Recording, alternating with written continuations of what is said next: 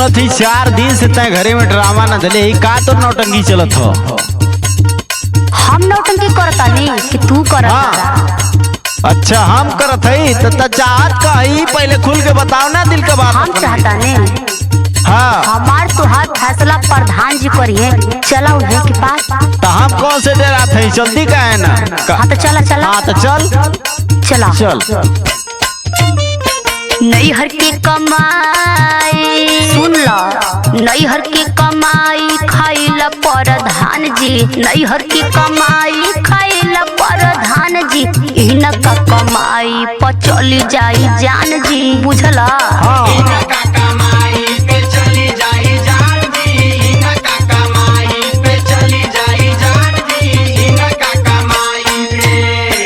प्रधान जी आपका पोर पड़तानी जौन जौन बोलत है महाराज एकदम साफा साफा गलत बोलत दिया। जब से साथे रहत है मरले है कि जिंदगिया के माहुर माटी को देले बा। प्रधान जी सुनो हमार बात सुनाओ। झूठे झूठे बोलतिया, झूठे झूठे बोलतिया संगे रहे राम जी, झूठे झूठे बोलतिया संगे रहे राम जी, रोज रोज लोचा करेले प्रधान जी। अच्छा बात है।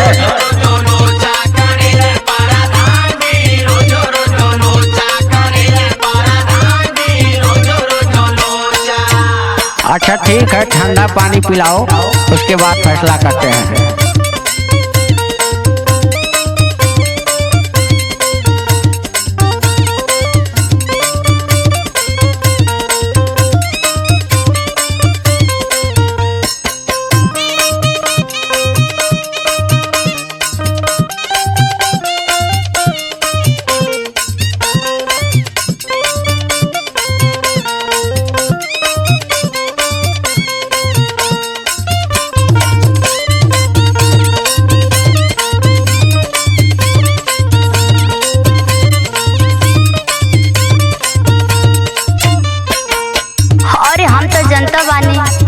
तोहरे पल्ले 1 रुपया रहेला ना, खाली बड़ा बड़ा भौकाल करेला।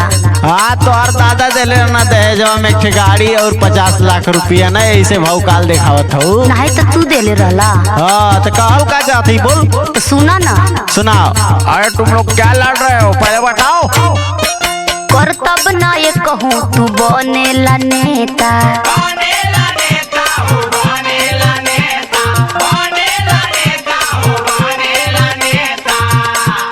हमरा के छोड़ी ले लगौआ के ठेका,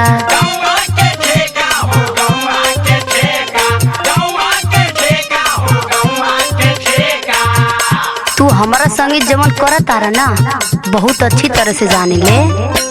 कर तब ना ये कहूँ तू बनेला नेता, हमरा के छोड़ी ले लगौआ के ठेका। और सुना बहुत सफाई देता रहा ना। हाँ। तू हर सब जानता ने एने ओने घूमल। हाँ तो का कर ले भू दिन भर घूमे ले। चुप रे चुप।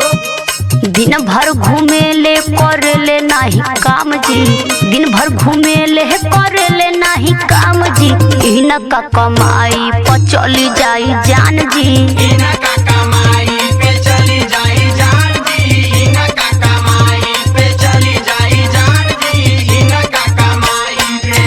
नहीं कमाई तो इनकी अच्छी है सुना था मैंने।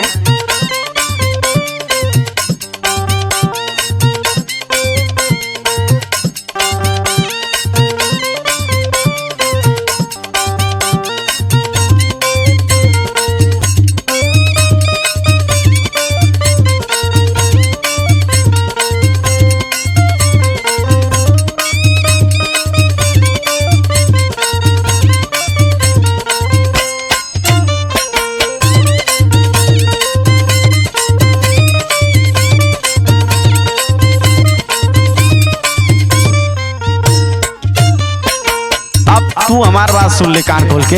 अब जवन हमार तुर फैसला है ना, एक के सेठी भैया करी हैं, अजीत लाल यादव करी हैं, उनके साथे धीरेन्द्र धाकड़ ही सुतल हुआ ऊ करिए तोर फैसला, ठीक है? ओ ऊ लोग का करिए तोहार फैसला? ऊ तो एकदम पियक्कड़ गजक्कड़ बाड़े। हसे न आगे तू हमारा से बढ़ू, हमारा से बढ़ू ना, हमारा से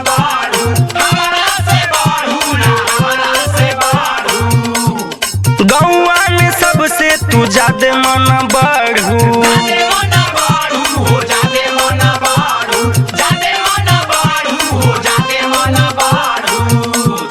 भगवान कसम खाती प्रधान जी बहुत गुस्सा बरतियो। सुने हमार बात औरी हंसे ना आगे तू हमारा से बढ़ू, गौवा में सबसे तू हऊ मन बढ़ू।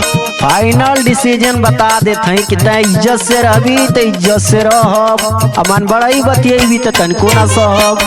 रेम्बो से झगड़ा बिल्कुल तोर देनी हो। रेम्बो से झगड़ाई करे बार बार जी, अच्छे से झगड़ाई करे बार बार जी। दे हवे करा ताला का प्रधान